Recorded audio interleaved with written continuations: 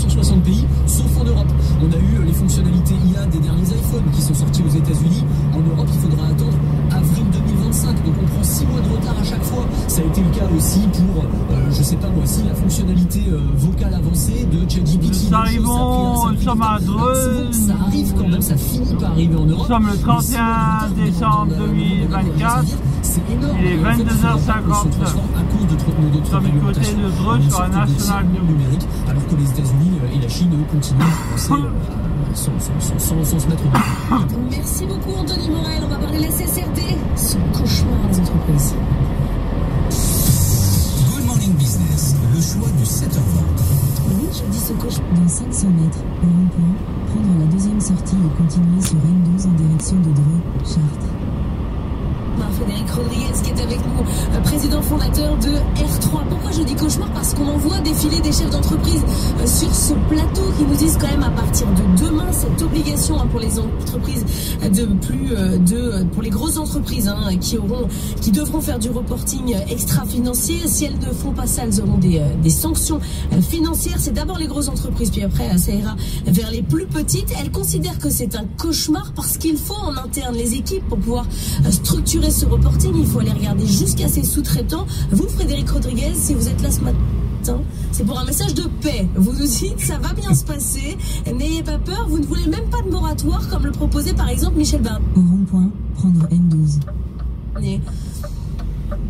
Message de paix, oui, parce que... Continuez sur N12 pendant 1 km.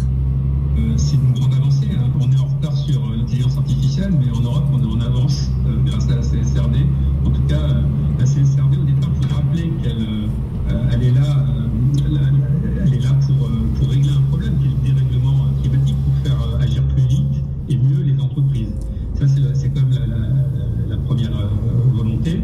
Ensuite, bien évidemment, on voudrait aussi uniformiser, en fait, l'ensemble de ces informations, ce qui va permettre de comparer les entreprises entre elles. On leur laisse le temps de le faire. Dans une première étape, ce n'est pas punitif. Voilà, donc les entreprises vont avoir le temps, c'est parce qu'elles ne répondront pas à certains critères ou qu'elles ne mettront pas en place des actions qu'elles vont être punies. Dans 600 mètres, au rond-point, prendre la deuxième sortie et continuer sur N12. Voilà, donc il y a quand même un peu de temps, il y a quand même aussi pas mal d'allègements. Et pour l'instant, donc ça a concerné en 2024, pour un reporting en 2025, les entreprises de plus de 500 personnes qui étaient cotées en bourse. Et là, effectivement, ça concerne à peu près 6 000 entreprises, qui sont les entreprises de plus de 250 salariés, un chiffre d'affaires de 50 millions d'euros et un total bilan de 25 millions. Enfin, il faut 2 critères sur les 3 pour être éligible à ces CSRD. Et concrètement, qu'est-ce qu'il faut fournir comme élément pour être dans les clous? Alors, il y a un certain nombre de choses à mettre en place. Donc, il y a des critères extra-financiers qui ont été mis en place. Alors, avec un... Au rond-point, prendre N12. Continuez sur N12 pendant 3 km. Quand même en France aussi, je le dis, puisque en France, on est assez bon élève sur ces sujets-là, et on a ce qu'on appelle la DPEF, qui est une déclaration de performance extra-financière qui existe déjà, et qui est déjà mise en place par 5000 entreprises à peu près en France. Donc il y a déjà tout un tas en fait, d'informations financières et extra-financières qui sont à disposition des entreprises par cette DPEF. Donc ça concerne les 6000 entreprises à peu près qui vont être concernées par ça. Elle doit faire aussi une étude de double matérialité, ce qui va permettre de positionner l'entreprise sur les différents impacts. Donc quels sont les sujets pour lesquels elle a beaucoup d'impact, cette entreprise, et quels sont les sujets qui constituent un risque pour cette entreprise. Donc c'est aussi plutôt politique, puisque ça permet de réfléchir et de voir comment se positionne son entreprise, son activité par rapport à ses parties prenantes, par rapport justement à ces risques climatiques. Mais j'entends votre discours qui est de dire qu'il n'y a que du bon à prendre dans la CSRD, mais c'est aussi parce que quand il y a un problème, il y a une entreprise qui se crée, vous vendez du conseil. Pour les boîtes comme vous, c'est du pain béni, parce que des règles comme ça, il y en a plein aussi sur les questions RH. Les entreprises ont besoin d'aide, clairement, elles ne peuvent pas s'en sortir toutes seules. Alors, oui, il y a eu un certain nombre de réglementations. Moi, je fais de la performance environnementale et sociétale pour les entreprises depuis 2009. En 2009, on parlait déjà d'un règlement climatique et de l'urgence, et il ne se passait pas grand-chose. Donc, on a été obligé de mettre un peu de réglementation pour faire avancer les choses, et ça fait quand même bouger les lignes. Voilà, maintenant, il y a deux façons d'aborder cette réglementation. Soit on l'aborde effectivement de façon minimale, c'est-à-dire je dois cocher la case et je dois répondre à cette réglementation et je vais soit, et c'est vraiment l'objet en fait de cette CSRD, c'est d'en tirer quand même le meilleur et d'essayer aussi de créer de la valeur pour son entreprise. C'est vraiment ça l'avantage. Alors, nous, on a signé une centaine de missions CSRD sur 2024. On rencontre des entreprises bien sûr qui ont peur, bien sûr, quand il y a une nouvelle réglementation, quand il y a des choses à traiter qui sont nouvelles. Dans 500 mètres, au rond-point, prendre la deuxième sortie et continuer sur N12. Pour capter de la donnée, effectivement, ça peut poser problème. Donc, on est là pour ça, pour les aider, pour le mettre en place et surtout pour mettre en action en fait ces plans d'action qui vont être décidés par l'entreprise et le faire. Radar fixe à 500 mètres. À son rythme et aussi donc en tirer de la valeur. Il y a beaucoup de valeur à tirer. Parce que c'est ça la question que je voulais vous poser, c'est-à-dire que en tirer de la valeur, d'accord, mais ça veut dire quoi? Ça veut dire que à un moment donné, j'arrive à baisser mes coûts, j'arrive à baisser mes charges sur un certain nombre de points. Au rond-point, prendre N12. J'arrive à le transformer en stratégie financière. Continuer sur N12 pendant 71 km. C'est un radar fixe à 300 mètres. Oui, en fait, la CSRD, elle relie la performance extra-financière et la performance financière. D'ailleurs, c'est aussi une opportunité pour l'entreprise, puisque quand on n'y avait que la RSE, on va dire... Radar fixe à 100 mètres. Et tout ce qui est autour de la RSE, donc le carbone, la performance énergétique, en fait, ces sujets étaient traités plutôt par des directions donc RSE qui n'avaient pas vraiment accès à la finance. Aujourd'hui, avec la CSRD, puisque ça inclut aussi des critères financiers et pas que des critères extra-financiers, c'est la direction financière dans les entreprises. Ça, pour vous, ça change tout. Ça change tout. Le fait qu'on ait placé justement la norme ailleurs, dans une autre direction, ça change tout. Ça va changer beaucoup de choses, oui, puisque en fait, ça relie vraiment la feuille de route business, d'investissement d'entreprise avec la feuille de route environnementale, et on va pouvoir cumuler le meilleur en fait des deux. Et effectivement, quand on crée de la valeur extra-financière, on peut aussi créer de la valeur financière. Alors il y a des choses simples, quand on réduit sa facture énergétique, quand on réduit le carbone, mais aussi on peut aussi s'apercevoir son entreprise elle est mal positionnée sur son business parce que justement elle a des risques climatiques, donc faire évoluer son business. On peut répondre aussi comme à une demande citoyenne, à une demande de consommateurs qui est de plus en plus forte sur la transparence, sur des produits plus éco-conçus. Voilà, donc il y a aussi des avantages aussi d'image, de marque. On peut aller tirer ces actions-là. Alors maintenant, je dis pas que ça marche. Je comprends la peur des entreprises, et c'est vrai que sur certains secteurs, c'est plus compliqué que sur d'autres, vraisemblablement. Donc là, il y a la directive, il y a une demande pour un allègement du package CSRD. Donc il est probable qu'effectivement encore un peu d'allègement, peut-être qu'il y en a déjà eu pas mal, et peut-être que pour certains secteurs, il va falloir reprendre certains critères, il va falloir alléger la mise en place de certains critères. Mais globalement, c'est lancé à l'échelle de l'Europe. C'est une opportunité énorme aussi pour comparer les entreprises entre elles dans quelques années et de favoriser et de récompenser celles qui ont fait le plus d'efforts en fait, et qui vont créer aussi une autre valeur. Ne jetez pas toutes les normes, il y a des choses bonnes à prendre. Merci beaucoup Frédéric Rodriguez d'avoir été avec nous ce matin dans la matinale de l'économie. Dans un instant, on va tirer le bilan boursier de l'année 2024. Il fallait faire du stock picking précis, acheter Hermès et pas LVMH. La gestion sectorielle a du plomb dans l'aile. A tout de suite.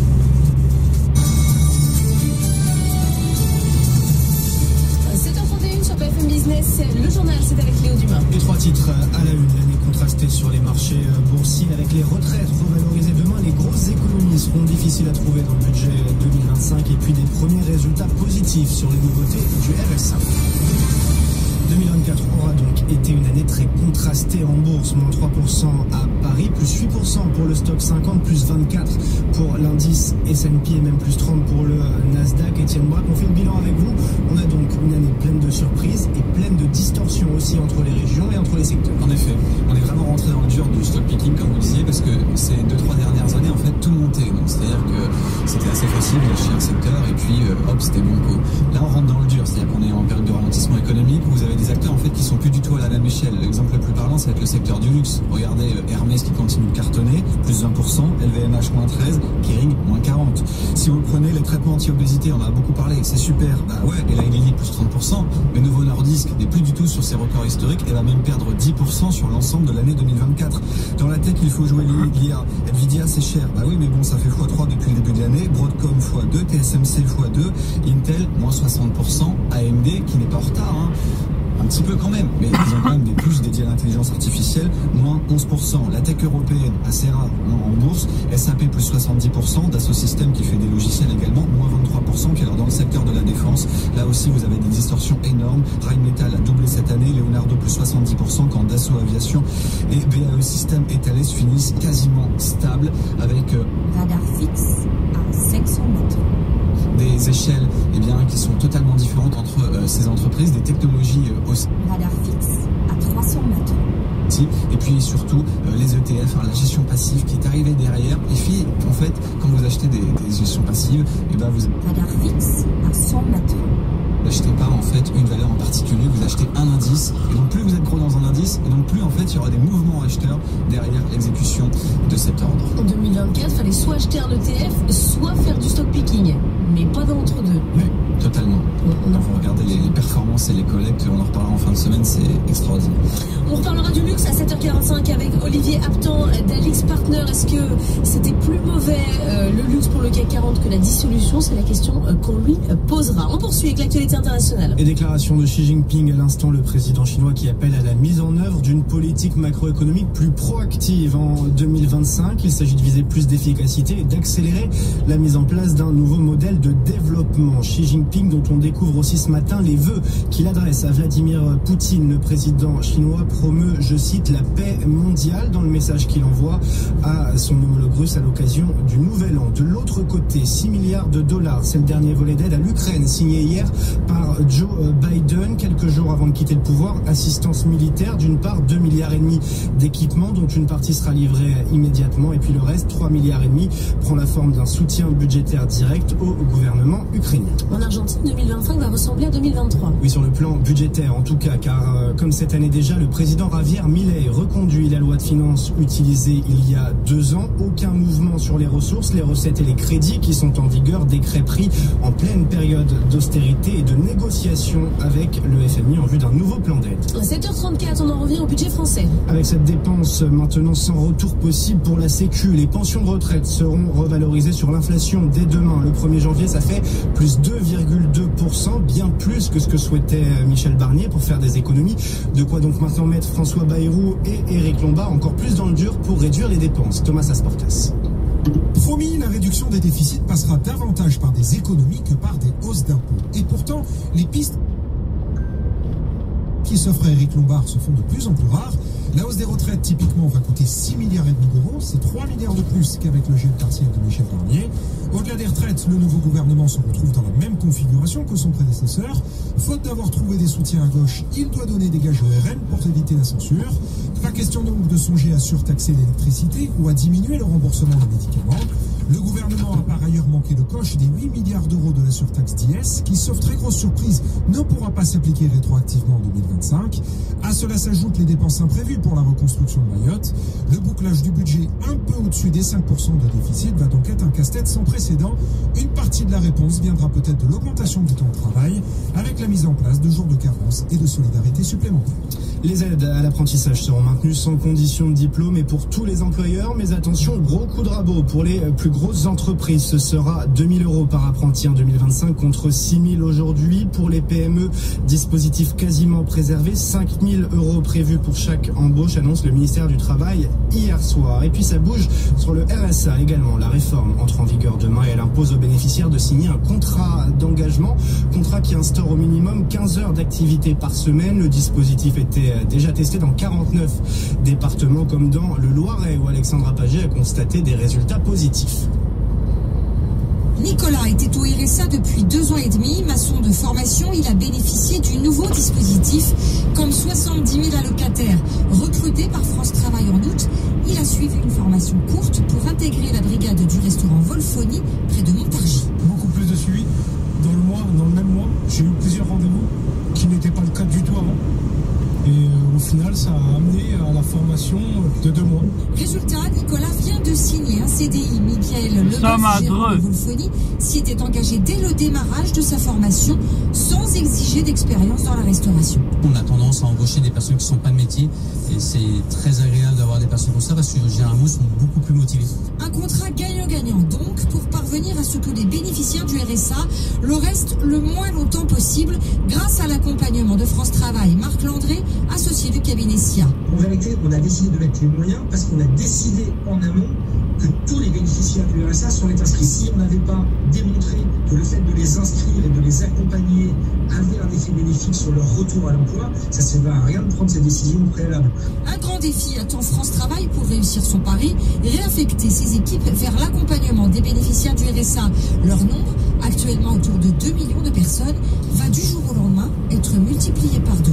Ça fait pas mal de nouvelles données pour les employeurs à partir du 1er janvier. Nouvelles données aussi du côté des propriétaires avec la question de la valeur verte des logements. Et le premier élément, c'est que cette valeur verte devient clairement une réalité. Alors demain seront interdits à la location les biens classés G. Et ce que nous disent les derniers chiffres, Nathan Cocampo, c'est que ce n'est pas uniforme partout sur le territoire, mais il y a quand même des écarts de prix spectaculaires. Les notes de nos logements n'ont jamais pesé aussi lourd dans leur prix. D'après la dernière étude des notaires sur le sujet, les écarts de valeur liés aux performances énergétiques atteignent de nouveaux records, en particulier côté maison.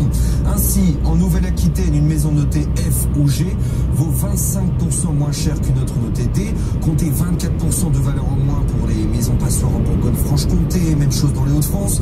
20% de baisse de prix également dans le centre-Val de Loire, en Bretagne, Pays de la Loire. 2 exceptions, la région Provence-Alpes-Côte d'Azur et l'Île-de-France. Dans ces 2 régions ultra tendues, les maisons passoires sont bien moins décotées. Elles coûtent en moyenne seulement 10% de moins que les maisons notées D. Notez que si les écarts sont bien moins forts côté appartement, ils suivent la même tendance et atteignent des records. On passe de 15% de décote pour un appartement F ou G en Nouvelle-Aquitaine à seulement 7% à Paris.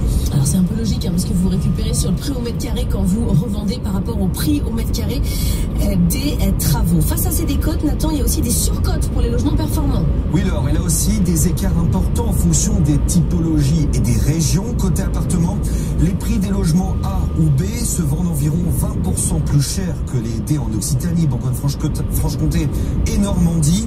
Une surcote de seulement 4% en petite couronne parisienne ou 7% en Auvergne-Rhône-Alpes. Côté maison, c'est en Occitanie que les biens les mieux notés sont les plus valorisés. Les maisons A ou B se vendent en moyenne 18% plus cher que celles classées D. À l'inverse, c'est encore en Île-de-France que celles valeur verte pèsent le moins, avec une surcote de seulement 6% pour les maisons ultra performantes en grande cour. Merci Nathan, il est 7h39, l'actualité internationale. Good Morning Business, le monde qui bouge. C'était il y a 25 ans, jour pour jour, Vladimir Poutine prenait les rênes de la Russie. Un quart de siècle de revanche sur l'Occident, Caroline Noyer. Le 31 décembre 1999, Boris Yeltsin se retire. La Russie entre dans le nouveau millénaire avec un nouveau président, donc Vladimir Poutine. C'est le début de l'ascension d'un ex-officier du KGB, un ancien espion qui n'a jamais digéré l'effondrement de l'Union soviétique, qu'il qualifie de plus grand désastre du XXe siècle. Et c'est ce qui nourrit son envie de revanche, mais il ne dévoile pas tout de suite cette envie de revanche. Après le 11 septembre, l'histoire dit que c'est le premier à avoir appelé George W.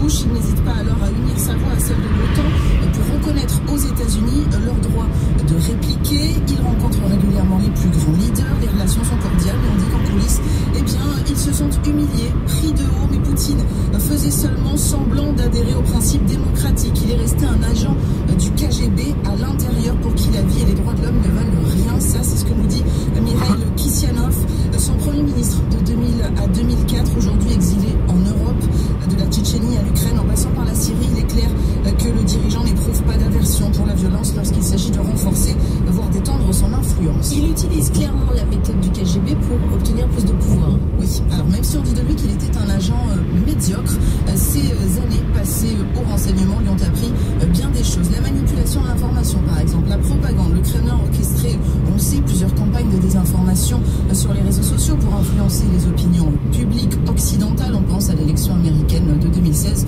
ou bien au Brexit. L'infiltration, la subversion pour affaiblir les démocraties européennes. Moscou a soutenu financièrement des partis politiques extrémistes ou eurosceptiques comme le RN, qui était alors le Front National. Et cela continue, notamment dans le Caucase. On le voit bien avec ce qui se passe en Géorgie, avec un président pro-russe qui vient de prêter serment malgré la contestation populaire. Poutine ne veut pas que l'ex-république soviétique rejoigne l'Union européenne. Il en est de même pour la Moldavie, pour ne citer qu'elle.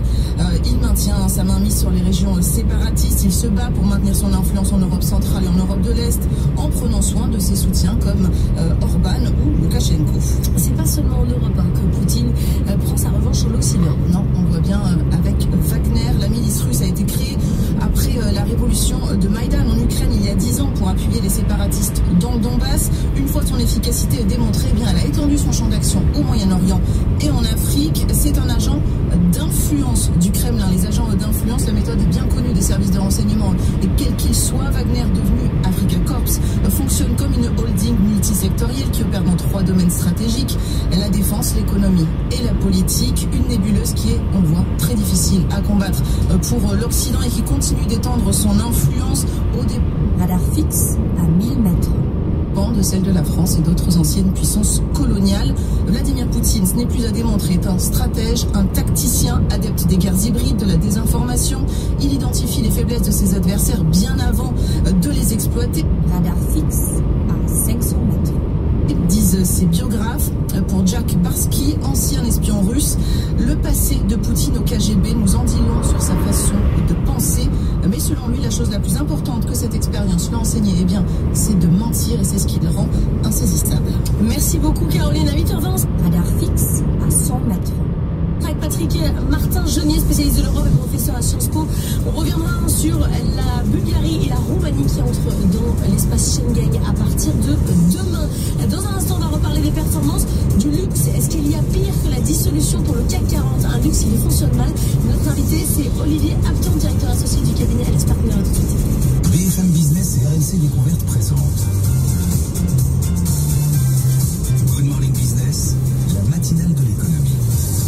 Il est 7h45 sur BFM Business. On tire le bilan ce matin de l'année boursière avec notamment ce CAC 40 qui a subi une année compliquée. Il est loin le temps où on célébrait les 8269 points. Notre invité ce matin, c'est Olivier Apton. Bonjour, vous êtes directeur associé du cabinet parisien d'Alix Partner. Vous êtes spécialisé dans le luxe. Vous êtes membre du conseil d'administration de la maison de couture Balmain depuis plus de 3 ans. Ce luxe, justement, si important pour notre CAC 40 français qui passe quand même déjà depuis 2 ans une période compliquée. Est-ce que pour vous, on est clairement entré dans une autre ère avec la Chine, avec l'inflation, la consommation américaine, les changements de tête?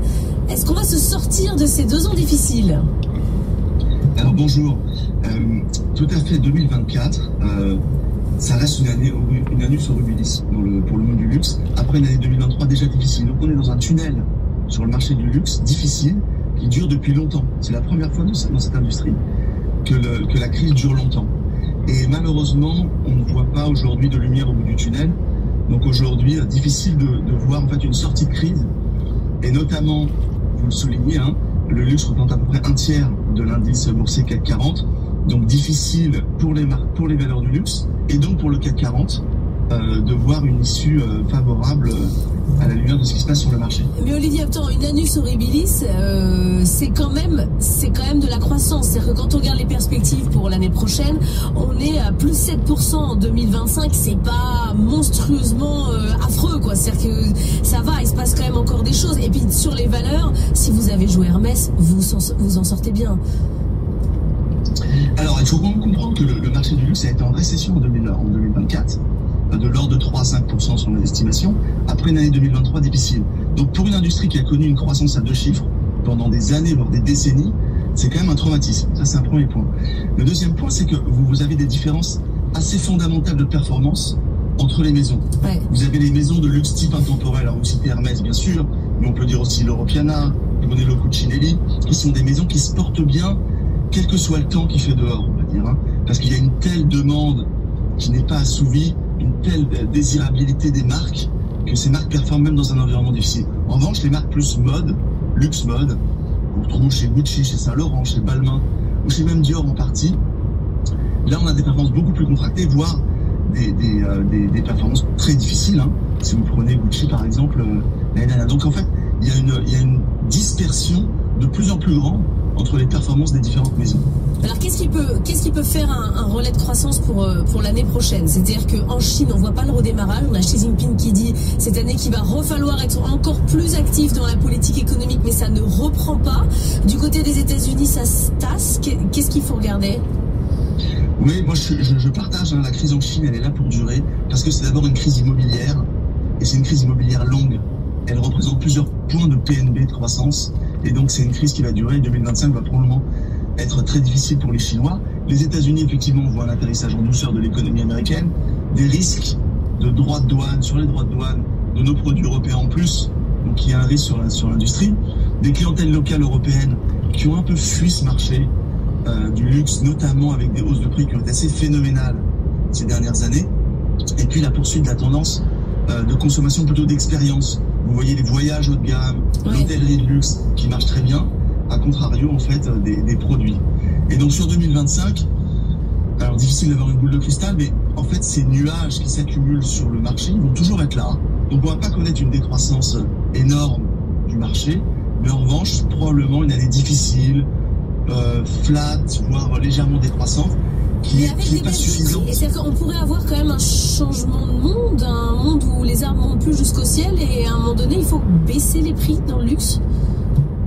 Alors je pense qu'il faut jamais baisser les prix dans le luxe. Quand on est maison de luxe, on ne baisse pas les prix. En revanche, redévelopper des produits pour retrouver des entrées de gamme à travers des catégories de produits un peu différentes, ou même sur les catégories de produits dans lesquelles on est, redévelopper des produits plus abordables, ça c'est possible. Ça nécessite de la créativité, ça nécessite beaucoup d'efforts de création, mais ça c'est possible. En revanche, baisser les prix sur les produits existants. Alors c'est le retour, c'est le règne de l'accessoire, quoi. C'est le retour de la lunette, de la ceinture, du petit accessoire qui permet d'avoir un peu de luxe. Alors ça peut être ça, mais ça peut être sur les catégories phares comme les sacs, hein, tout simplement, redévelopper des produits avec des matériaux moins onéreux, avec moins de main-d'œuvre, ou avec une marge légèrement plus faible pour ces maisons. Il faut quand même savoir que ces maisons ont une marge brute qui est relativement confortable. Donc il y a de la place pour redévelopper des produits plus abordables. Donc, et on va avoir des stratégies différentes sur les maisons, avec soit des catégories de produits, comme vous mentionnez, d'appel, soit des produits d'appel dans des catégories existantes. Un mot rapide sur Kering, on le disait avec Étienne Braque à 7h30, moins 40% sur le titre Kering sur l'année. Est-ce qu'en 2025 il peut y avoir un redémarrage? Alors c'est vrai que c'est un titre qui a été massacré un peu, hein, au vu des performances des maisons. Est-ce que c'est justifié à la hauteur des moins 40%? Je ne le crois pas. Faut savoir que les maisons de luxe, les marques de luxe, les belles marques, elles ne meurent jamais. Donc ces marques type Gucci, etc., qu'on voit descendre aujourd'hui, elles vont rebondir. La question, c'est la visibilité sur le timing et quand est-ce que ça va se passer. Donc moi, je suis plutôt positif en fait sur ces types de valeurs sur le moyen terme, mais là où j'ai pas de réponse et là où personne n'a de réponse malheureusement, c'est le timing du redémarrage. Mais il est sûr que ces marques qui sont fantastiques vont redémarrer un jour. Merci beaucoup Olivier Apton d'avoir été avec nous, directeur associé du cabinet parisien d'Alix Partners. On revient à nos considérations politiques et budgétaires avec Raphaël Legendre. Good Morning Business, l'édito de Legendre. Raphaël, 2024, pire année de la 5e République. En tout cas, en termes d'instabilité politique, clairement, on n'a pas vu pire. Il y aura les vœux ce soir d'Emmanuel Macron. Il avait promis l'année dernière, si on rétropédale un peu, un réarmement. Bon, là, on en est très loin. Hein. Oui, on est un peu loin des belles promesses présidentielles, effectivement. Le président avait surexploité ce terme militaire, soufflé par son conseiller en communication, Jonathan Guémas, dans ses vœux l'année dernière. Le mot réarmement est répété pas moins de 7 fois. Réarmement économique, réarmement de l'État et de nos services publics, réarmement civique. Le réarmement devait être aussi industriel, technologique et scientifique. Notre souveraineté européenne devait être, elle aussi, réarmée face aux périls internationaux. Bref, l'année dernière, on devait voir ce qu'on devait voir. On a vu, on a très bien vu. C'est pas du tout ce qui s'est passé. Alors après, on n'y est pas vraiment. Effectivement, on est même plus proche du grand remplacement que du grand réarmement. Alors attention, je ne parle pas de la théorie de Renaud Camus, je parle du remplacement des premiers ministres et de leurs gouvernements qui se sont succédés les uns après les autres et qui tombent comme des mouches. Jamais depuis 1958, la France n'avait connu dans une seule et même année 4 premiers ministres différents, une dissolution et une censure.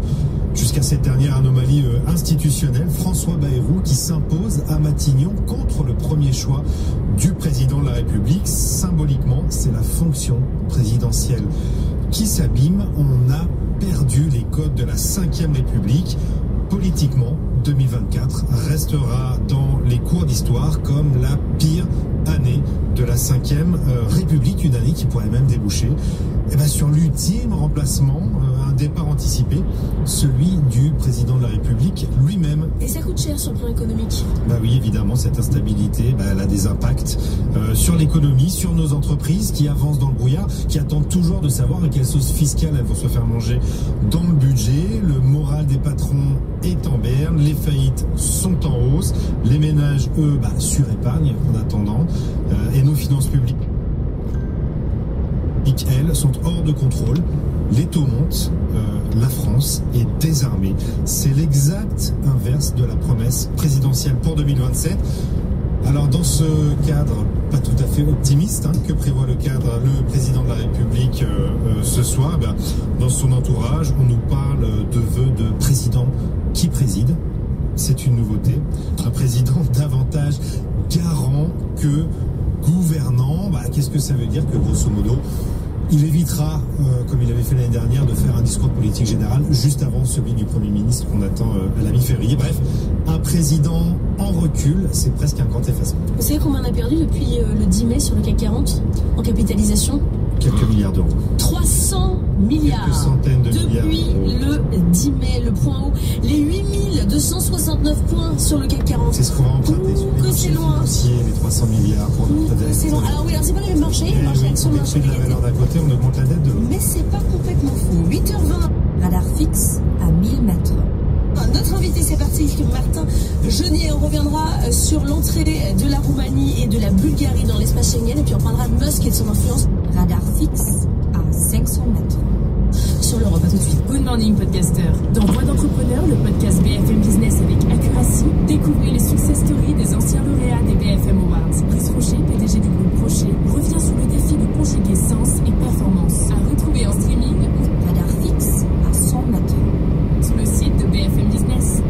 BFM Business et RMC Découverte présente la matinale de l'économie. Good morning business avec Laure Closier. Il est 8h sur BFM Business. Bienvenue si vous nous rejoignez, c'est la matinale de l'économie qui continue. On est ensemble et en direct jusqu'à 9h. Emmanuel Macron présentera ses vœux ce soir. Objectif tourner la page d'une année compliquée, la pire en matière d'instabilité politique. On peut déjà tirer un premier bilan boursier. Paris est le seul grand marché européen à terminer l'année dans le rouge.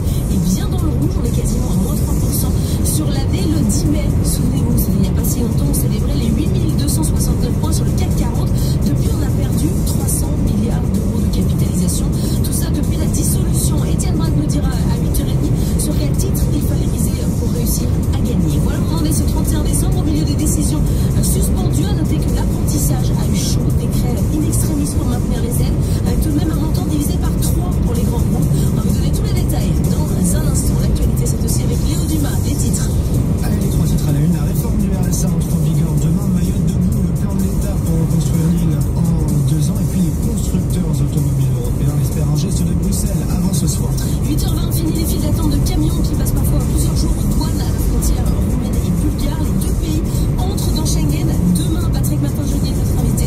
Ça sera dans 19 minutes. Good morning business, c'est parti.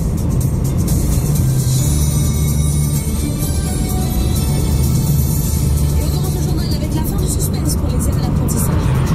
Une mauvaise nouvelle pour les employeurs. La bonne d'abord, les aides sont maintenues. Un décret sera publié en janvier, annonce hier soir le gouvernement. Et puis ce qui va peut-être moins plaire aux employeurs, Nathan Cocampo, c'est que les montants sont en baisse. Oui, Léo, 2 tranches d'aide sont mises en place pour l'embauche d'apprentis en 2025. Une aide de 5 000 € pour les entreprises de moins de 250 salariés et de 2 000 € pour les grandes entreprises entreprises qui resteront soumises aux mêmes conditions qu'aujourd'hui, notamment en ce qui concerne la proportion de contrats d'alternance dans leur effectif total.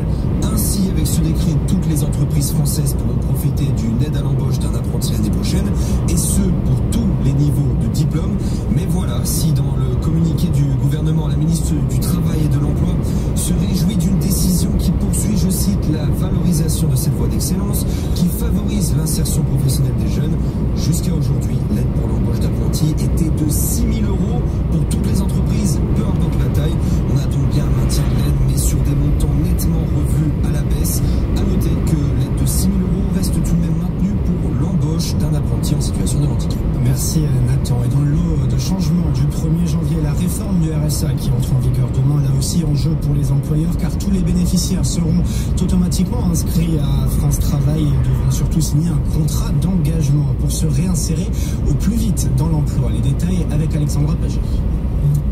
L'objectif de cette réforme du RSA est double, mieux accompagner les allocataires, mais aussi s'assurer qu'il s'agit pour l'État d'un investissement efficace. En clair, explique Thibaut Guilhuy, directeur général de France Travail, faire en sorte que le dispositif serve bien au retour à l'emploi.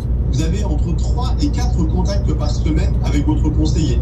Vous avez les offres d'emploi, les offres de stage, d'immersion, de formation.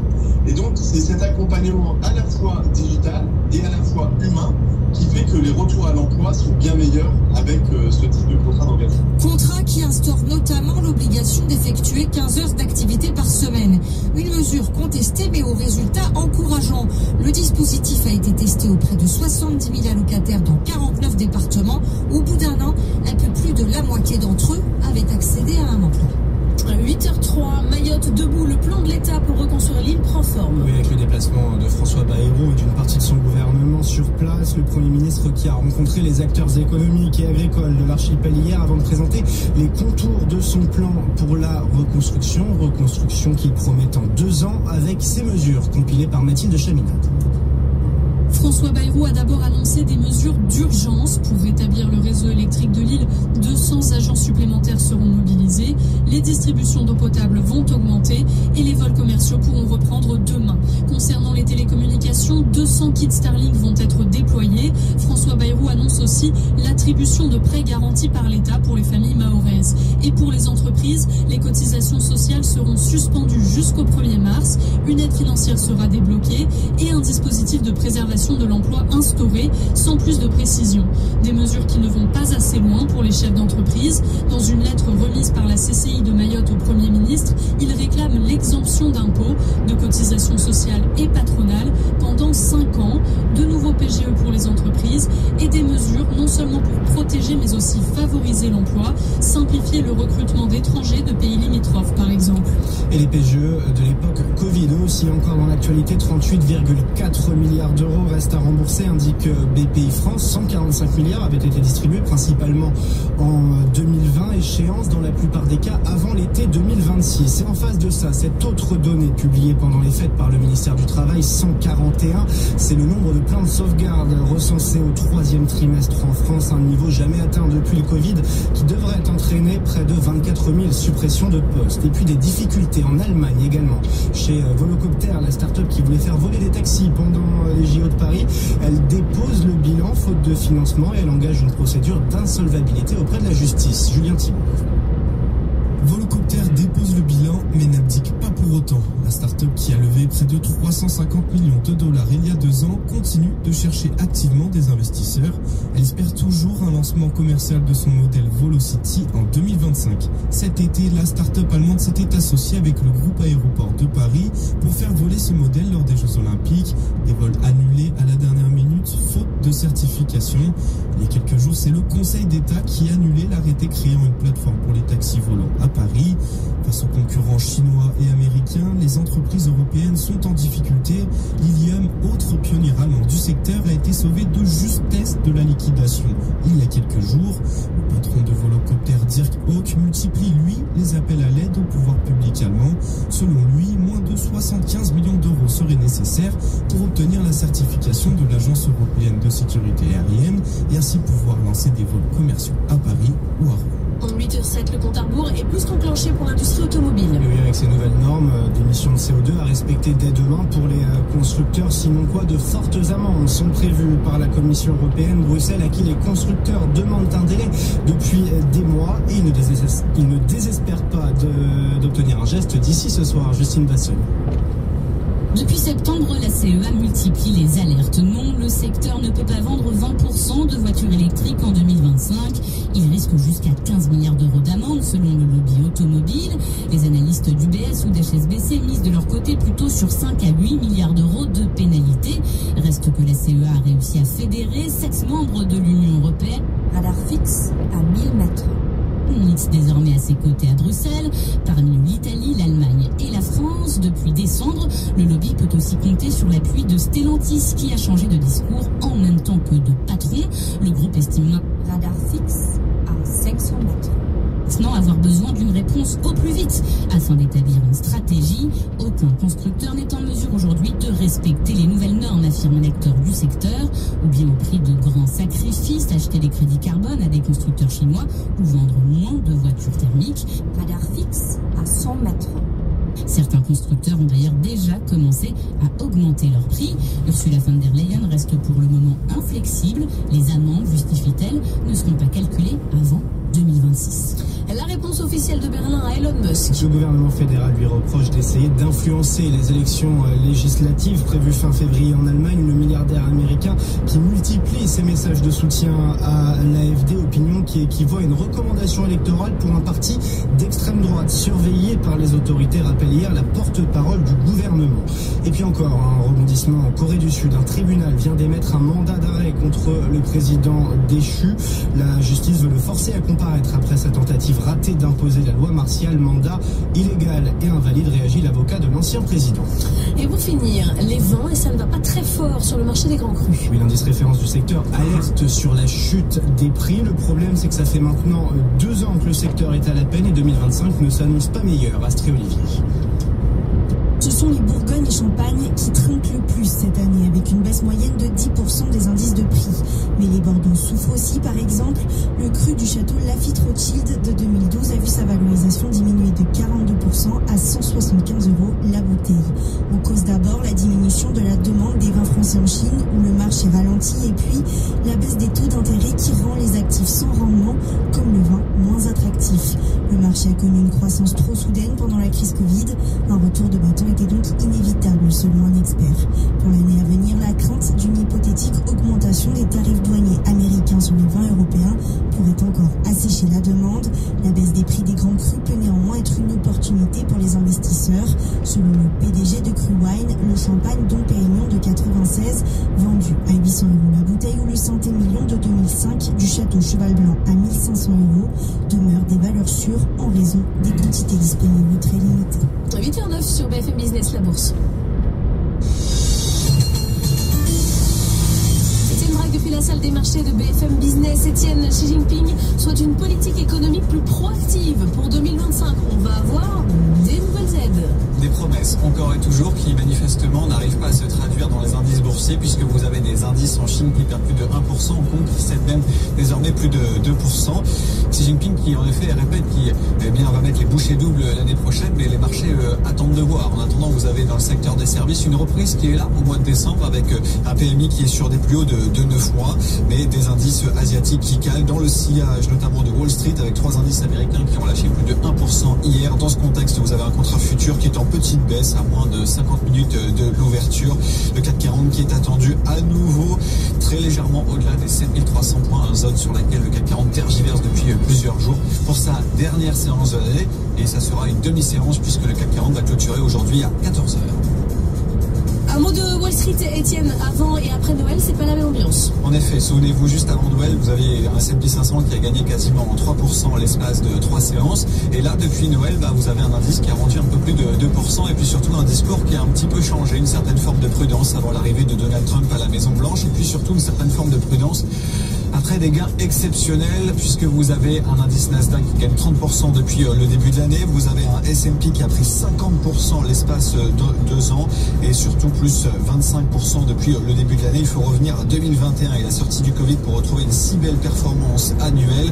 Donc forcément, vous avez des écarts de valorisation qui se creusent entre l'Europe et surtout les États-Unis. Mais les forces de rappel sont là. Hier soir, toutes les big tech étaient en baisse, à l'exception d'une, Nvidia, qui était en hausse avec des informations de presse qui évoquaient que ByteDance, la maison mère de TikTok, va passer une commande de 7 milliards chez Nvidia pour se renforcer dans l'intelligence artificielle. Et donc Nvidia, qui a été multiplié par 3 depuis le début de l'année, a encore gagné du terrain hier. Vous voyez que visiblement, les plus belles performances depuis le début de l'année n'ont pour l'instant pas envie de baisser. Et 8h30, on reviendra avec vous, Étienne, sur les valeurs sur lesquelles il fallait miser en 2024. Mais pour l'instant, on va parler des logements G avec Marie-Claire Dorin. Good Morning Business, l'édito. Beaucoup de choses, Marie, au 1er janvier, notamment l'interdiction officielle des logements G à la location. Ce matin, vous êtes venu pour un appel au calme. Oui, c'est rare pour moi. Bah, c'est un peu sûr, parce que souvent je suis un peu surexcitée. Et là, j'ai décidé, vous n'êtes pas dans l'appel au calme. Non. Mais là, vous dites, pas de problème, pourtant la loi, c'est la loi, ces logements vont devoir sortir du marché. Oui, mais non, alors c'est ça le truc, c'est qu'à un moment donné, je voudrais qu'on respire un tout petit peu et qu'on regarde les choses de manière un peu pragmatique, parce que pour une fois, nos législateurs regardent les choses de manière pragmatique. Donc oui, effectivement, il y en a beaucoup qui jouent à se faire peur. C'est vrai, sur le papier, les chiffres, ils font très très peur. Je vous les donne.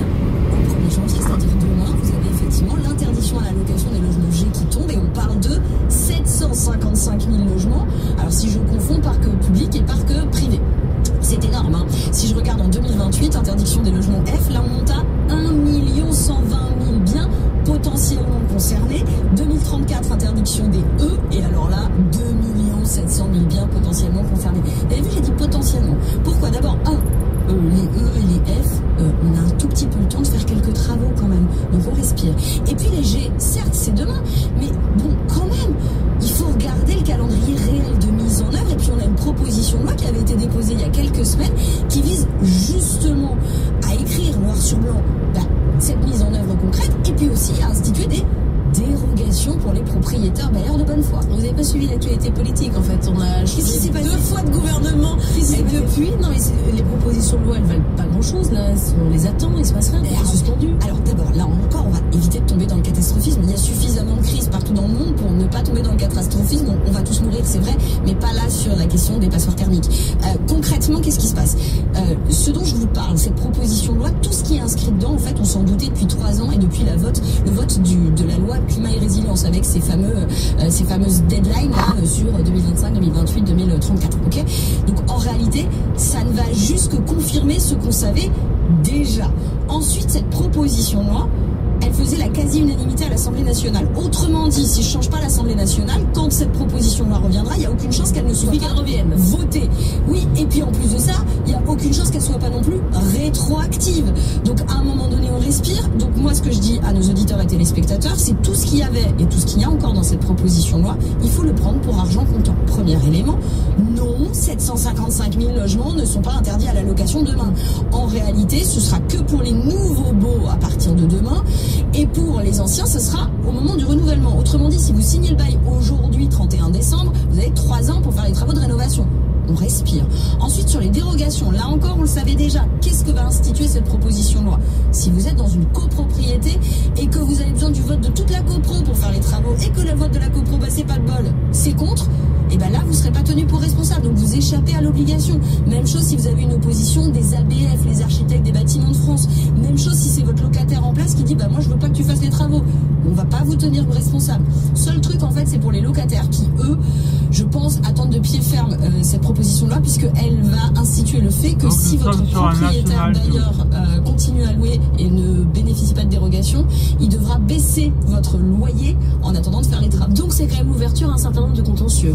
C'était le sujet de la proposition de loi, éviter les contentieux. Maintenant, encore une fois, ce que je vous dis, c'est qu'il y aura une rétroactivité. Donc c'est pour ça que je dis on respire.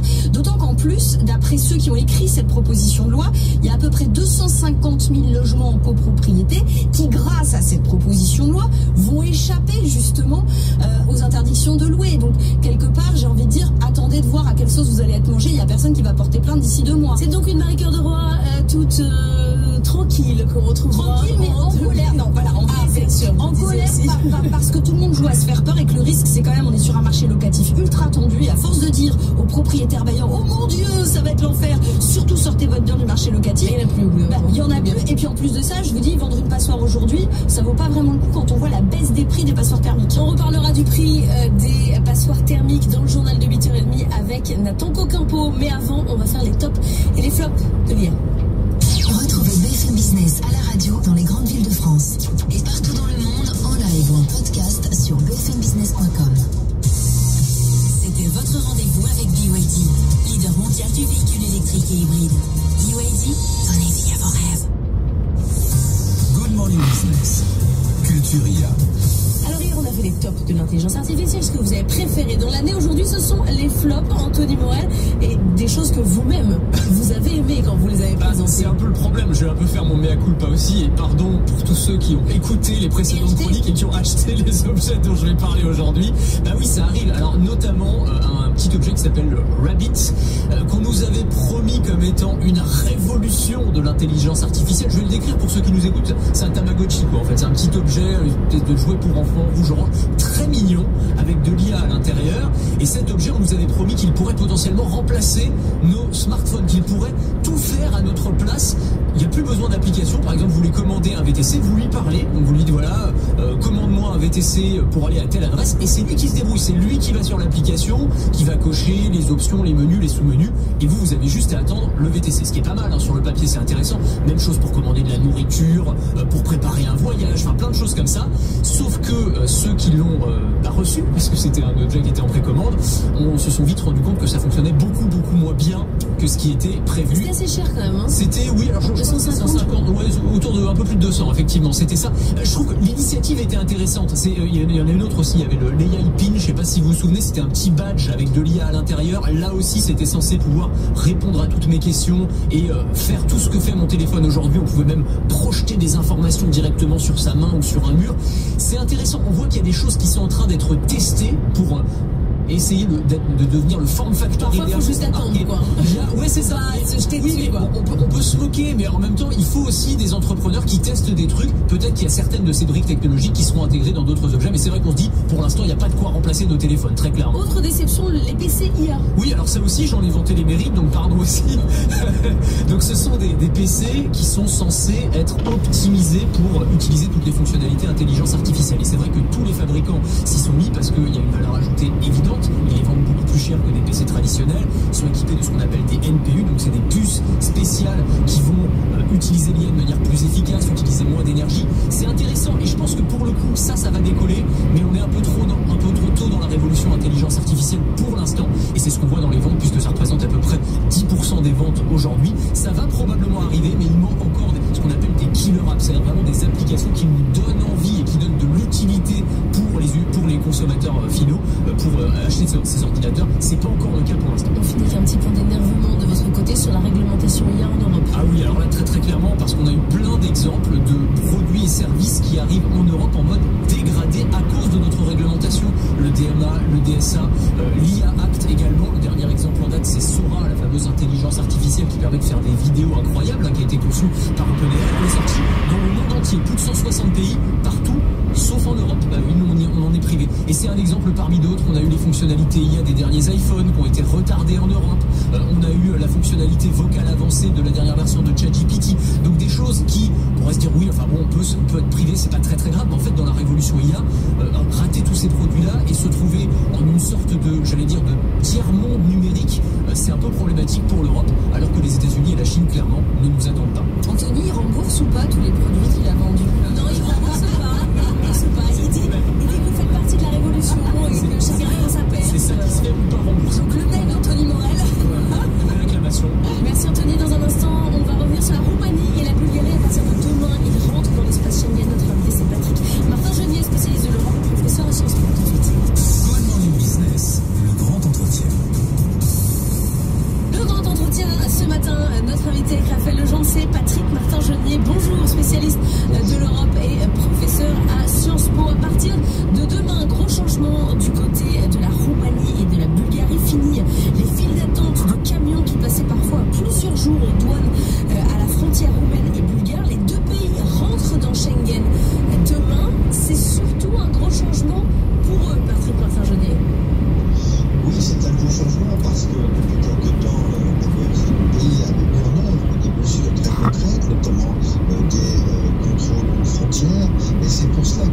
Autriche, qui avait mis son veto à l'entrée de ces deux pays dans l'espace Schengen, a pu lever son veto, ses objections, et donc c'est une décision qui a été prise par le Conseil. Nous arrivons à Versailles. 2024. C'est une décision historique pour les milieux économiques, on va dire, de ces pays, puisque désormais, vous l'avez dit, normalement, même s'il y a des réserves, les files d'attente pour les camionneurs, pour les entreprises seront réduites considérablement pour rentrer dans l'Union européenne. Donc c'est un instrument, une décision très importante, notamment pour la croissance économique, pour les économies des entreprises. Et effectivement, on verra ce qu'il en est, même si il y aura sans doute des réserves et que la Hongrie a demandé qu'il y ait encore des contrôles entre la Roumanie, la Bulgarie, la Hongrie et la Roumanie pour voir s'il n'y aurait pas un afflux de migrants, car c'est ça aujourd'hui le risque de Schengen. Une décision historique, vous avez dit que Patrick Martin-Genier, une décision qui clôture un chapitre qui avait démarré en 2011. Ça fait 14 ans qu'on négocie cette ouverture. Pourquoi ça a pris autant de temps ? Ça a pris autant de temps parce que vous savez, le principe de Schengen, c'est qu'il y a du contrôle extérieur aux frontières, et dès lors qu'une personne, un migrant, est entré régulièrement, c'est-à-dire avec un titre de séjour ou un visa dans l'Union européenne, il y a le principe de la libre circulation dans l'ensemble des pays de l'Union européenne et des 4 autres pays qui font partie de l'espace Schengen, c'est-à-dire l'Islande, le Liechtenstein, la Norvège et la Suisse. Et évidemment, s'il y a des entrées massives de migrants dans Schengen, eh bien ça veut dire que le contrôle à l'extérieur des frontières est défaillant. Et c'était un peu ce qu'on reprochait à ces deux pays qui accueillaient des migrants, mais les contrôles n'étaient pas suffisamment importants. Vous l'avez dit, c'est un processus qui a donc là, on est le 31 décembre 2024, il est 23h54. Il y avait mis les 5 degrés Celsius. Les contrôles maritimes à l'entrée de ces pays donc avaient été levés, et donc c'est la dernière étape, la levée des contrôles au niveau des barrières des frontières terrestres qui vient d'être mise en œuvre. Donc ça a mis beaucoup de temps parce qu'encore une fois, l'Autriche n'était pas convaincue de cette possibilité de contrôler les frontières extérieures. Et ça a été un peu mal vécu quand même en interne, en Roumanie, en Bulgarie, quand on voit que la Croatie, elle qui était entrée dans l'UE après la Roumanie et la Bulgarie, a rejoint Schengen déjà depuis le mois de janvier 2023, il y avait un sentiment d'être entré à moitié dans l'Europe. Oui, parce que évidemment que Schengen, c'est la liberté de circulation, c'est dans les traités de l'Union européenne, et en tout cas, il y avait des oppositions. Il y avait des oppositions de certains États. Il fallait l'unanimité pour le Conseil des ministres pour permettre de faire entrer ces pays. Oui, c'était une entrée au rabais dans l'Union européenne, et c'était vraiment un obstacle, on va dire, pour les camionneurs, les entreprises de transport, qui parfois pouvaient patienter plus de 20 heures aux frontières, et également pour les citoyens. Donc il y avait un sentiment de frustration, le fait de ne pas appartenir complètement à la famille européenne, et on peut dire effectivement que cet obstacle a été définitivement levé pour le 1er janvier 2025, même si encore une fois, si la situation devait se dégrader, il y a des clauses de réserve qui permettraient de rétablir ces contrôles aux frontières.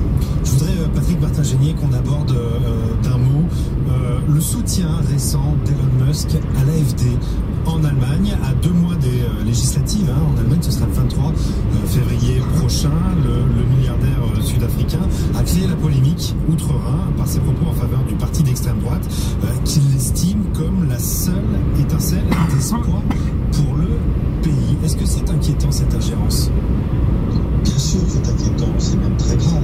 Voilà quelqu'un qui contrôle un réseau social, le réseau X, anciennement Twitter, qui a une influence considérable et qui, d'un seul coup, par ses positions d'extrême droite, va tenter d'influer et d'influencer un processus démocratique dans un pays qui tient les élections le 23 février. C'est très grave. Il a dénoncé les compétences du chancelier Olaf Scholz. Il s'est prononcé pour un parti d'extrême droite qui contient un certain nombre de personnages néo-nazis et qui était placé en 2e position lors de ces élections, puisqu'ils sont au-delà de 18%, soit devant le Parti social-démocrate du chancelier. Elon Musk a publié une tribune dans le journal Welt am Sonntag ahissant. De presse, donc un groupe très orienté à droite. Donc c'est très grave parce qu'il pourrait avoir effectivement des conséquences sur le vote des électeurs allemands, surtout à la suite de cet attentat sur le parchemin de Magdebourg. Il pourrait avoir effectivement une influence considérable. Et ça, c'est très grave. C'est très grave de le voir influencé par une ingérence extérieure, donc un processus démocratique.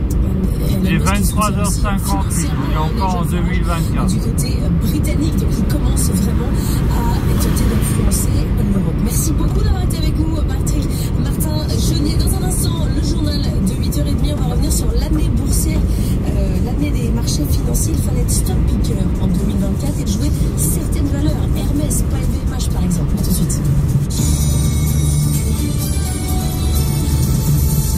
8h30 sur BFM Business. Merci d'être avec nous. Le journal, c'est avec Léo Dumas. Et 3 titres à la une, l'année contrastée sur les marchés financiers avec les retraites revalorisées demain. Les grosses économies seront difficiles à trouver dans le budget 2025 et puis des premiers résultats positifs sur les nouveautés du RSA. 2024. Dans 3 km, utilisez les 3 voies de gauche pour prendre la sortie A86 en direction de A10, A6. Aura donc été une année très contrastée en bourse, moins 3% à Paris, plus 8% pour le stock 50, plus 24% pour l'indice S&P et même plus 30% pour le Nasdaq à Wall Street. Etienne Braque va faire le bilan avec vous. On a donc une année pleine de surprises, pleine de distorsions aussi entre les régions et entre les secteurs. Oui, cette année encore, il ne fallait pas se tromper de secteur et surtout de valeur. Souvenez-vous, il y a 2-3 ans, tout le secteur du luxe grimpait. Là, on rentre dans le dur. On est dans une période où il y a quasiment plus de croissance, sauf pour certains acteurs, à l'image d'Hermès, plus 21% depuis le début de l'année. Ça se traduit en bourse quand LVMH fait moins 13, Kering moins 40. Dans les traitements anti-obésité, impressionnant de voir que Novo Nordisk s'est fait doubler d'une façon spectaculaire sur son Wegovy, au point que Eli Lilly gagne 30% depuis le début de l'année, Novo Nordisk moins 10. Dans la tech, il faut jouer l'intelligence artificielle, oui, mais pas avec tous les acteurs. Regardez Nvidia qui fait un quasi 23h59. On est en 2024. On est en 2025, il est minuit. Nous sommes en 2025. Bonne année. Fait moins 10. Dans la défense, vous avez également Rheinmetall qui a doublé, alors que Dassault Aviation est stable, idem pour Thales. Nous sommes en 2025. Bancaire, ça a été une année spectaculaire en apparence, plus 30% pour le Stoxx 600. Mais quand vous regardez, BNP fait quasiment rien, idem pour ING, et tout cela a été porté par Unicredit et aussi Deutsche Bank, avec d'éventuelles fusions qui pourraient voir le jour l'année prochaine, avec notamment Unicredit. Donc vous voyez qu'en fait, en dehors des secteurs, en dehors des valeurs, eh bien c'est vraiment quelques acteurs qui tirent la cote, et ça se voit une nouvelle fois à Wall Street, puisque si vous retirez les 7 magnifiques, on est très loin des 30% depuis le début de l'année. On reparlera du luxe, si important pour le CAC 40, avec notre invité Olivier Apton, directeur associé du cabinet AlixPartners. Il sera avec nous à 8h45. On poursuit avec l'actualité internationale. Et cette déclaration de Xi Jinping. Dans 600 mètres, utilisez les 3 voies de gauche pour prendre la sortie A86 en direction de A10, A6. Ping, le président chinois qui appelle à la mise en œuvre d'une politique macroéconomique plus proactive. Ok Google. Appelez Hélène. J'appelle Hélène.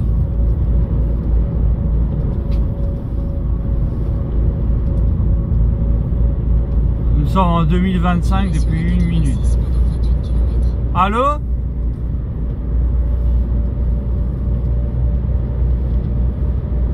Donc là maintenant on est en 2025 depuis 1 minute. Allô? Cui, bonne année. Comment? Bonne année. Bonne année Henri. On est à, bonne année. Je suis à Versailles là. Ah oui, j'ai vu que t'étais à Versailles, je venais juste de regarder. Ouais. T'as du brouillard? Non, il n'y a pas de brouillard. Mais ici on voit rien du tout. Alors on entend des feux d'artifice. Bah là, il n'y a pas de feu d'artifice à Versailles, hein, apparemment. On voit rien. Il n'y a pas de feu d'artifice à Versailles, je vois rien. Bonne année Henri. Oui, il n'y a pas de feu d'artifice à Versailles actuellement. Il y a des feux d'artifice à Versailles. Non, il n'y en a pas, j'ai dit. Oh. Et vois le palais de Versailles? Tu vois le palais de Versailles? Non, mais je suis sur la 86. Il est sur l'autoroute A86. Ah ouais. D'accord. Cui. Bon, bah bonne année. Bonne année.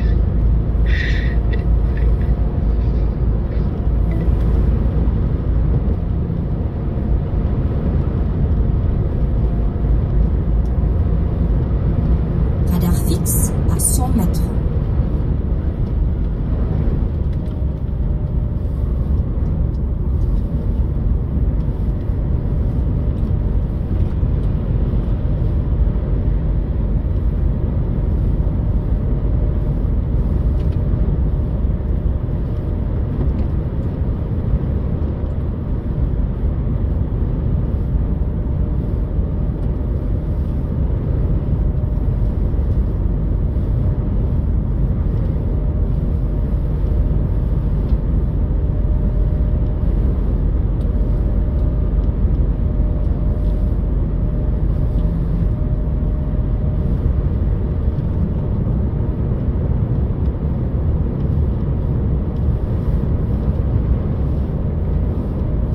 Ah, c'est bizarre, il n'y a pas de feu d'artifice là, de ce côté-là.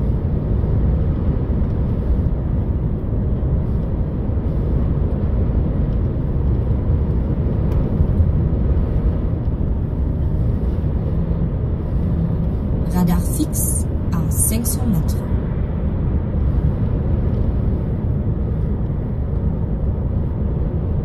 Il n'y a pas de feu d'artifice. Radar fixe à 300 mètres. C'est désert, il n'y a rien qui se passe dans le ciel. Radar fixe à 100 mètres.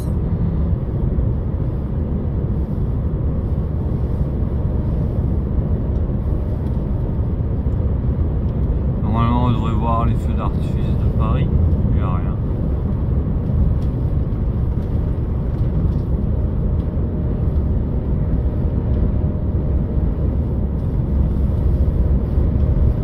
Donc là, il est minuit 4, on est en 2025. C'est un nouvel an. Et il n'y a pas de feu d'artifice dans les banlieues parisiennes.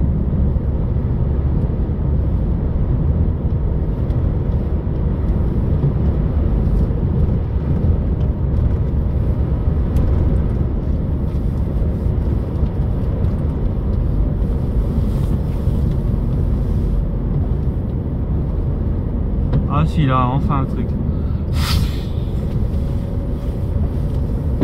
Ouais, il y a quelque chose là.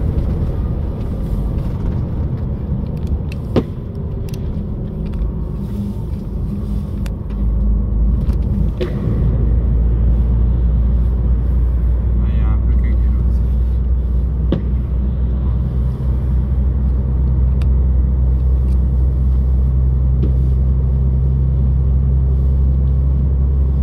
Ouais, mais c'est derrière nous.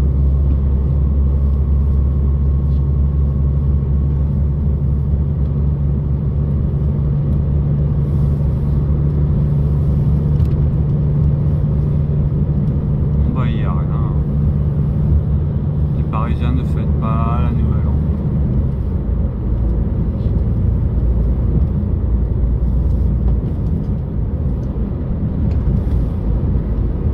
Nous sommes à la hauteur de Châtenay-Malabry.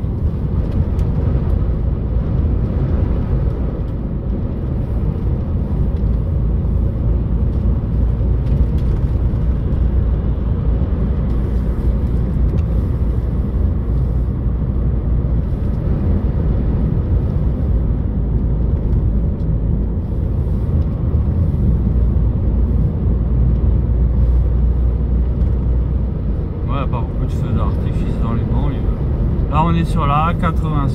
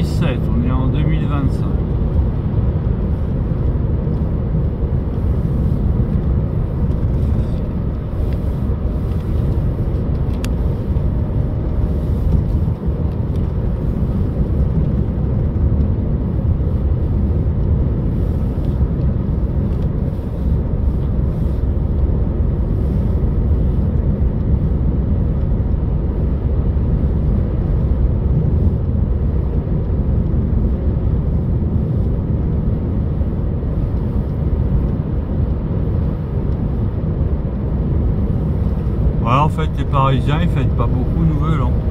Il n'y a pas de feu d'artifice.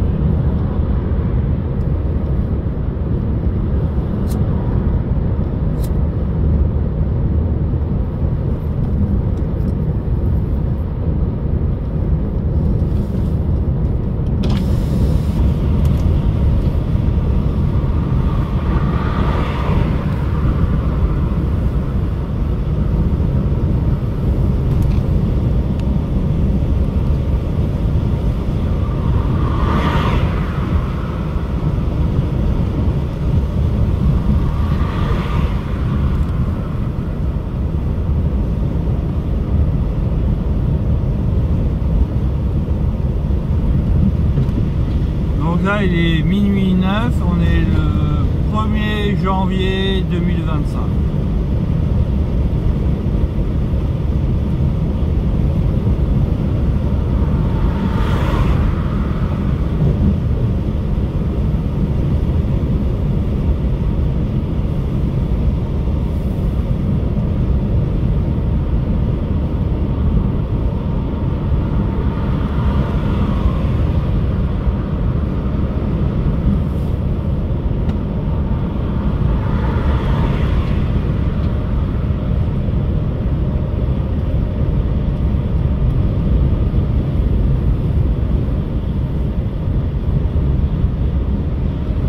Une journée comme d'habitude, il n'y a rien qui se passe.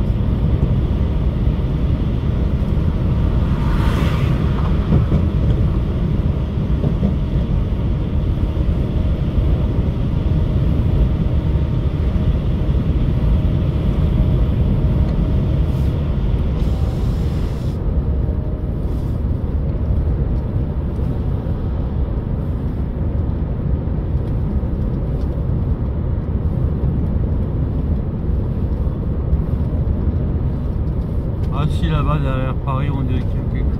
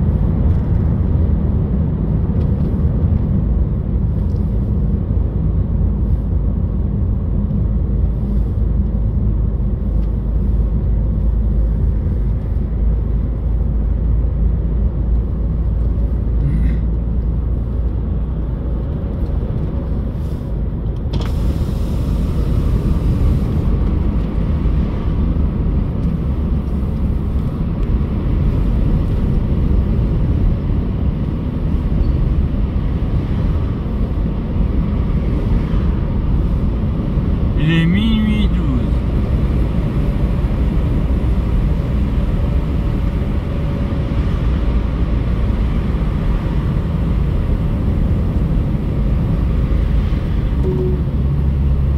Dans 300 mètres, utilisez la voie de gauche pour tourner à droite sur D126, D86. Prendre la direction sud-est sur avenue de la Division Leclerc, D86 vers rue Émile Zola. Dans 400 mètres, utilisez la voie de gauche pour tourner à droite sur D126, D86.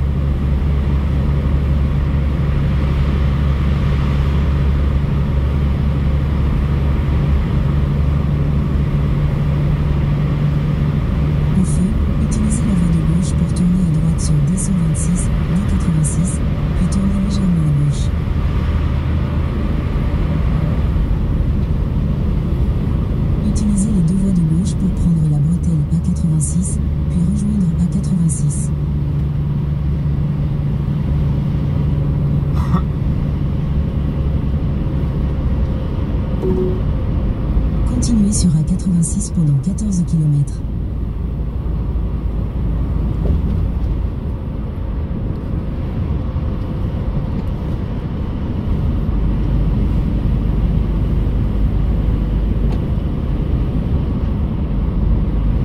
Pas beaucoup de feux d'artifice en 2025.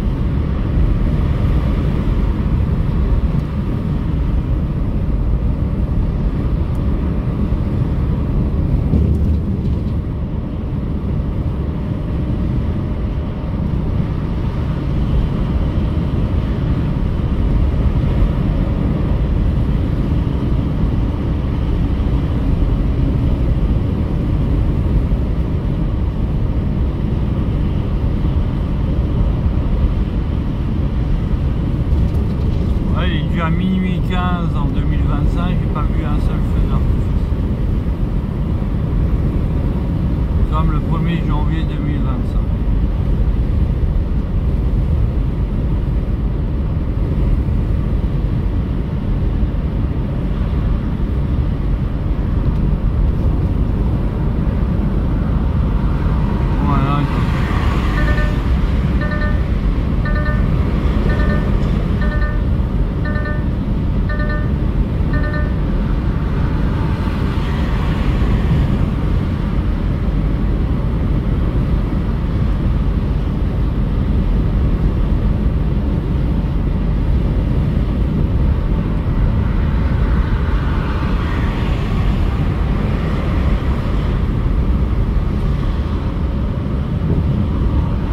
On est en 2025.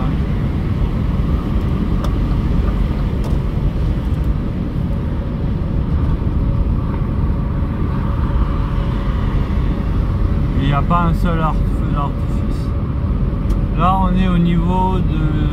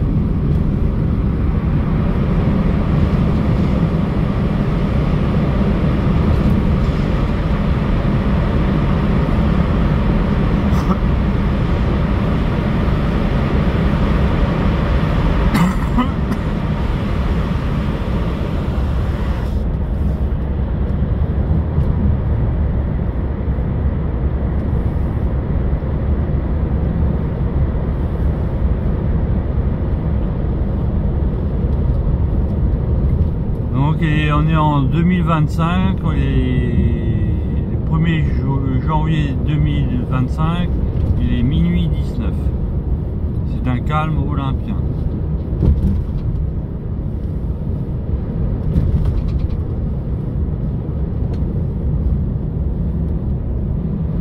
Radar fixe à 500 mètres.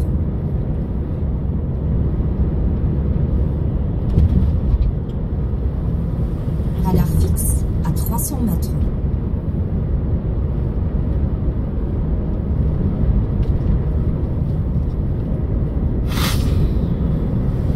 Radar fixe à 100 mètres.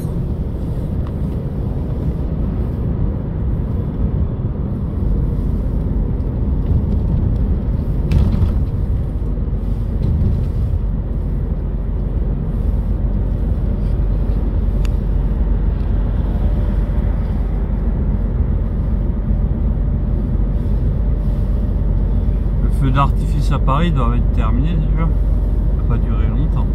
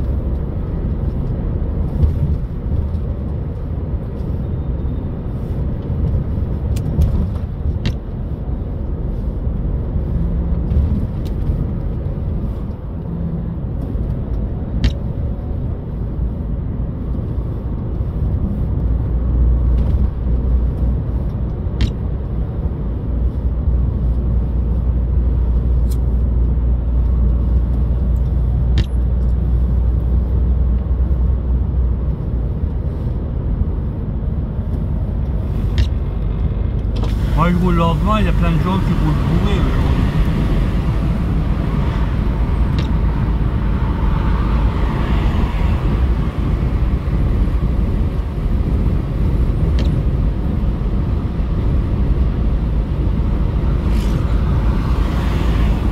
Dans 3 km, utilisez les deux voies de gauche pour prendre la sortie A4, A86 en direction de Ahun, Lille.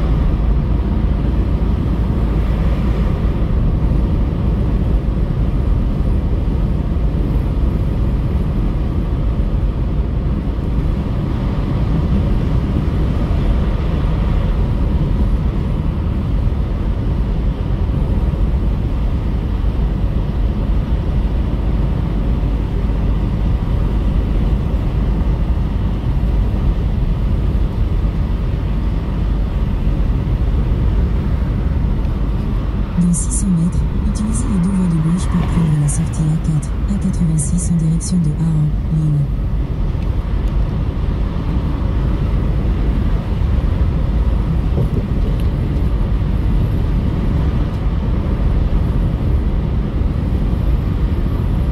Utilisez les deux voies de gauche pour prendre la sortie A4.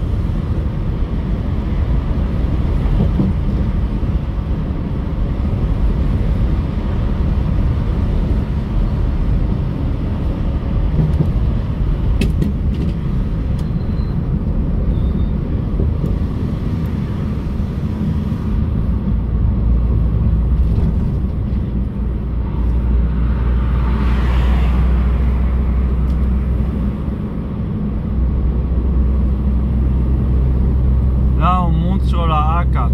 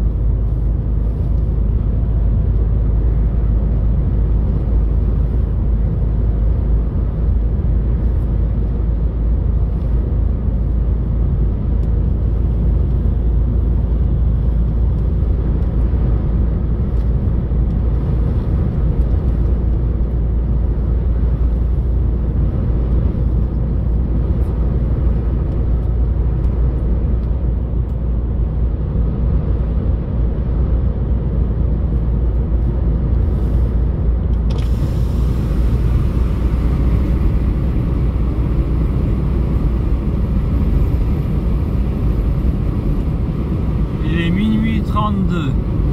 Nous sommes le 1er janvier 2025. C'est nouvel an.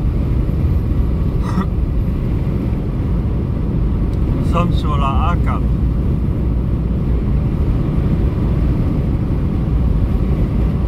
À la hauteur de Marne-la-Vallée.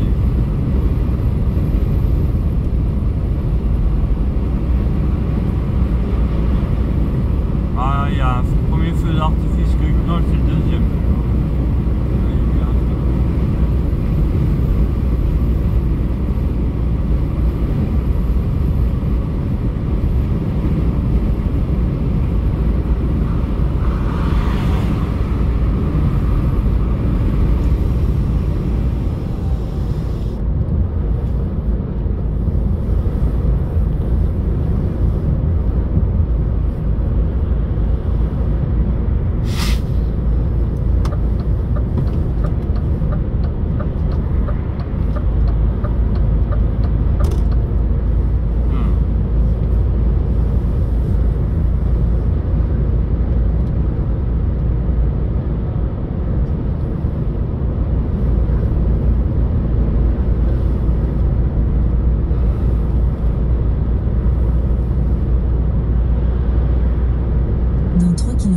Utilisez les deux voies de droite pour prendre la sortie N104 en direction de A5, 3.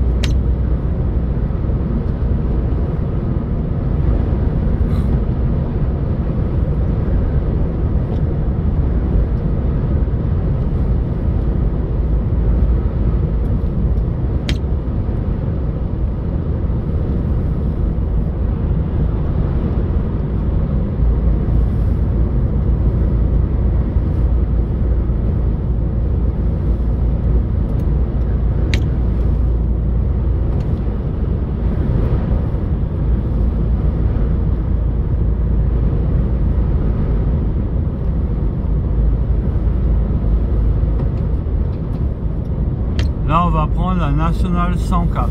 Dans 600 mètres, utilisez les deux voies de droite pour prendre la sortie N104 en direction de A5, 3.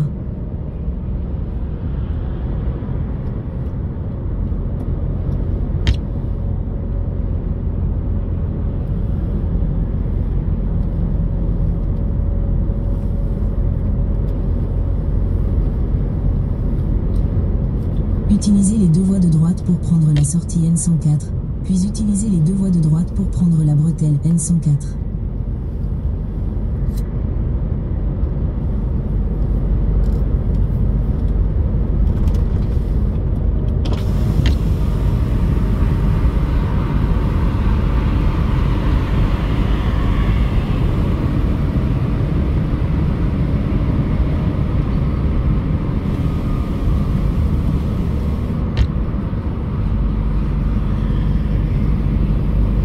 Utilisez les deux voies de droite pour prendre la bretelle N104.